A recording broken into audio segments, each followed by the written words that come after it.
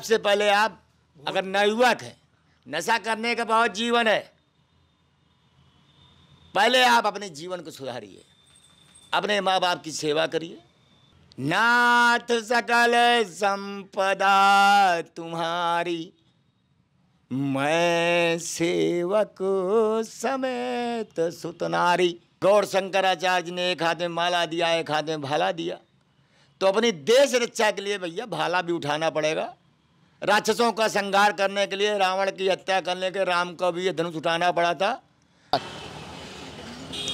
नमस्कार साथियों, आपका दोस्त, आपका भाई, आपका साथी, मैं कन्हैया शर्मा एक बार फिर संतों की सीरीज में, जैसे कि आपको प्रयागराज की यात्रा में दर्शन करवा रहा हूं संतों के। जिन संतों के दर्शन करा रहा हूं उनका नाम मैं बताऊंगा। पहले आपको एक ये देखना है कि संतों से मैं बताऊंगा कुटिया पहले, और नाम भी मैं बताऊंगा, ध्यान रखना, एड्रेस भी मैं बताऊंगा, सब कुछ बताऊंगा। लेकिन आपसे एक बात कहता हूं, अभी तक अगर आपने चैनल को सब्सक्राइब नहीं किया है प्लीज़ कर देना, और हमारी धर्म की यात्रा किस प्रकार की लगे मुझे ज़रूर बताना। मैं दर्शन करवा रहा हूँ आपको। पहले मैं आपको स्थान बता देता हूँ, आपको स्थान एड्रेस आपको बोर्ड लगा हुआ है वहाँ पर आपको दिखाई देगा। पंचनाम जूना अखाड़े के नाम से जाना जाता है। पता जैसे आप देख पा रहे हो, काली सड़क, परेड ग्राउंड, काली कोठी, प्रयागराज, उत्तर प्रदेश। जैसे आप देख पा रहे हो पूरा एड्रेस तो ये है। अगर जो कह रहे हैं एड्रेस नहीं बता पा रहे हो तो मैं एड्रेस कंप्लीट बता रहा हूँ, हर चीज़ बताऊँगा। इस बार इस वीडियो में आपको नोट करना, संतों को मोबाइल नंबर भी दिखाई देंगे, ध्यान से देखना।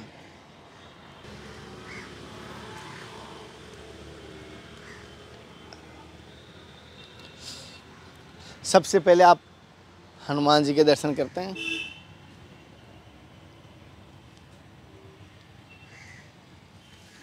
आप यहीं क्या यहाँ ऐसा करते हैं, आते रहते हैं।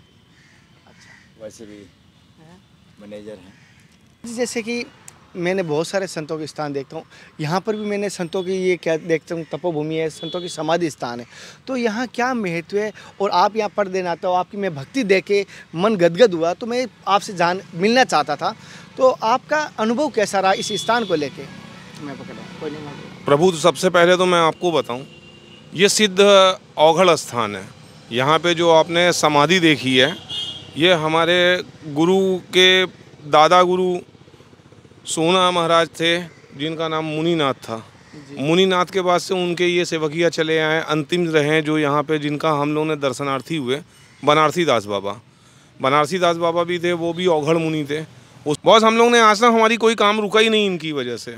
चमत्कार इनका जो हाँ।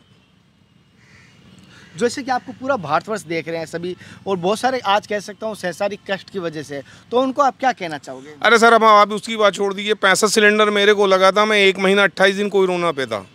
1 महीना 28 दिन 65 सिलेंडर, मेरी लम्स डम्स हो गई थी 75%। ये मुनिनाथ की देन है, मैं खड़ा हूँ।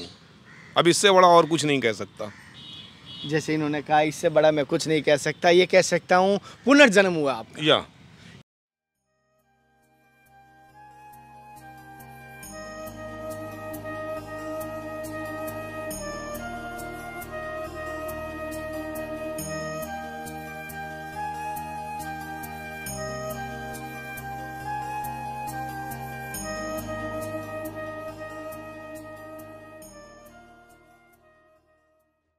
आपने अभी बात की, सत्य भगवान में भगवान भी छिपा है, लेकिन ये देख रहा हूँ भेषधारी भी छिपा है। तो आम जनता जैसे यहाँ प्रयागराज में आती है, तो वो देखता हूँ भेषधारी लूटने के लिए बहुत रहते हैं जी। तो उनसे कैसे बचा जा सकता है, उनकी कैसे पहचान की जाती है? उनसे बचा अब ऐसे जाता है कि भैया आपकी निगाहें हैं, आप सीधा से उससे पूछिए, वो आपके वक्तव्यों से बता देगा कि मैं गुरु का चेला हूँ। एक तो गुरुमुखी है, एक मनमुखी है। मनमुखी तो सभी है, लेकिन जब गुरुमुखी होगा वो संस्कारी होगा, उसको संस्कार पता होगा। और वेशभूषा तो बता दिया कि आपको बता रहा हूँ, वेशभूषा में चोर उचक्के दुनियादारी पर सब कुछ घूम रहे हैं, मांस भक्षण करने वाले घूम रहे हैं। लेकिन हमारे ऐसे ऐसे गुरु हैं जो उनकी पहचान कर देते हैं। सत्य बात।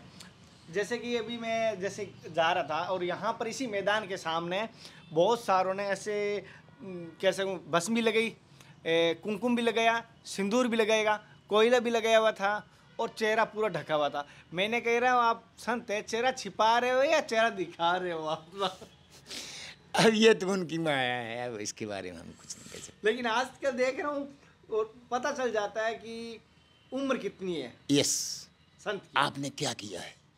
उम्र असलियत में अभी अभी आप थोड़ी देर पहले देखे हैं, हाँ, एक आए थे संत भगवान, लेकिन उनके पास कुछ है ही नहीं है, ना आधार कार्ड है ना कुछ, मतलब बहाना है ये, बहाना। अपने को छिपाने का एक बहाना। जो सन्यासी होगा उसके पास कोई न कोई लाइसेंस होगा, जो गुरु होगा उसके पास कोई न कोई चीज हर अखाड़े कागज से होगा। कार्ड देते हैं। अखाड़े से कार्ड मिलता है जब उनका संस्कार होता है। तो हमारे गुरुजी लाइसेंसी हैं, तो अब वो लाइसेंस जारी कर सकते हैं आपका? हमारा जारी कर दिया उन्होंने, फौजी बाबा के नाम से जारी कर दिया है। मैं अगर गुरु के अपने नाम बताऊंगा कहीं भी जाऊंगा, किसी मड़ी में जाऊंगा कि मैं फलाने से गुरु का चेला हूं, तो हमारे गुरु को अगर जानते हैं तो वो जरूर हमको, फौजी बाबा के नाम से, मेरा गुरु ने मेरा नाम फौजी बाबा रखा है, जी। तो हम फौजी बाबा के नाम से जाने जाएंगे कि नहीं जाने जाएंगे? तो महाराज जी, जैसे आजकल देख रहा हूँ बहुत सारे पैसों के, धन के पीछे भागते हैं, नाम के संत हैं, लेकिन मणिराम देके जा, धन देके जा। ना, हमारे गुरु ने ये नहीं सिखाया। माया को छोड़ के ही तो हम आए हैं यार, ये संत बनने के लिए, धर्म रक्षा करने के लिए। अगर माया के पीछे भागे तो हम संत कहाँ? हमारा गुरु तो यही कहता है, हमारा गुरु यज्ञ करता है। हमारा गुरु अगर कोई भगत कुछ दे भी दिया, कहीं से आया भी है, उसके पास आवक आई है तो वो यज्ञ करता है। बता दिया, 7वां यज्ञ है अभी यहाँ, एक यज्ञ, मतलब अब ये 4 दिन हुए, अभी रेस्ट कर रहे हैं, अभी यज्ञ करके आए हैं। अब अगला फिर झंडा गड़ने वाला यज्ञ का। तो हमें तो हमारे गुरु से मतलब है, यज्ञ कर रहे हैं भगवान, जहाँ जहाँ जा रहे हैं वहाँ ही सनातन धर्म का। महाराज जी, जैसे आपको अभी यंग जनरेशन बच्चे भी देख रहे हैं, स्कूल के, कॉलेज के भी देख रहे हैं, और गस्ती में मेरी माता बहनें भी देख रही, तो आप उनको क्या कहना चाहोगे आज की स्थिति को देख के? इस प्रयागराज में जो एक ठग चल चुका है, प्रयागराज से बहुत सारे डरते हैं, मुझे भी कॉल आया कि सावधान रहना, वहाँ ठग बहुत है, तुम गया तो है।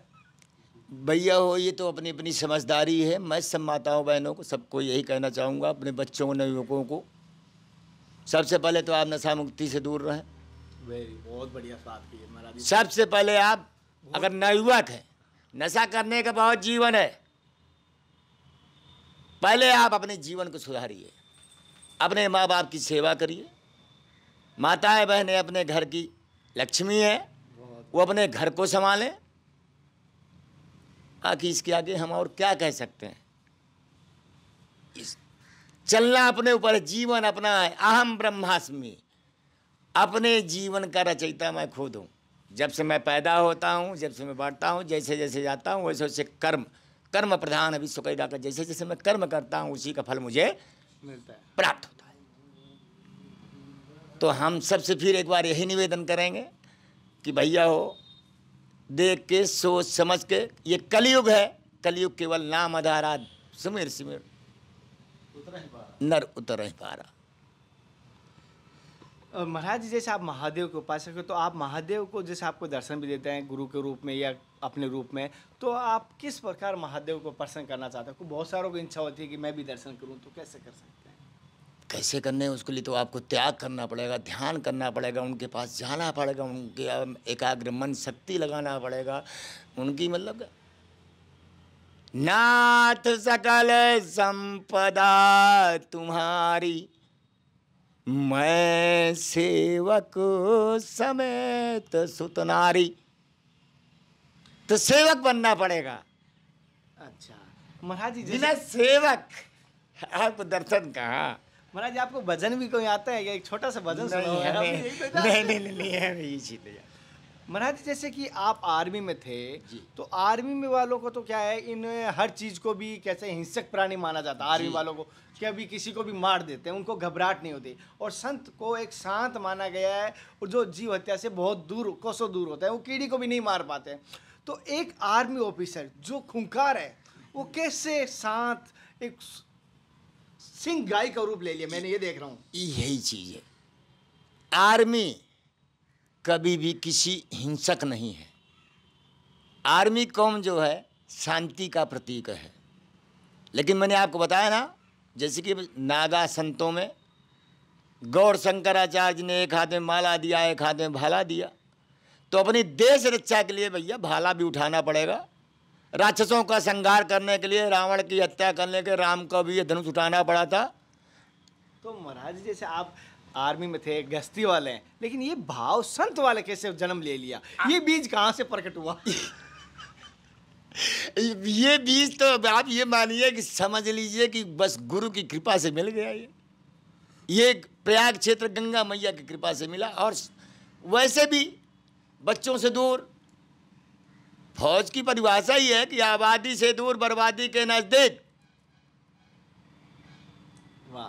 कमांडरों के नीचे, कभी कभी झुंडों में भी पाए जाते हैं, वो फौजी कहलाता है। अब आप देखेंगे कि वो फौज भेड़ की चाल जैसे चलती है। अगर एक दुकान में घुस गए तो 10 फौजी उसी में घुस जाएंगे।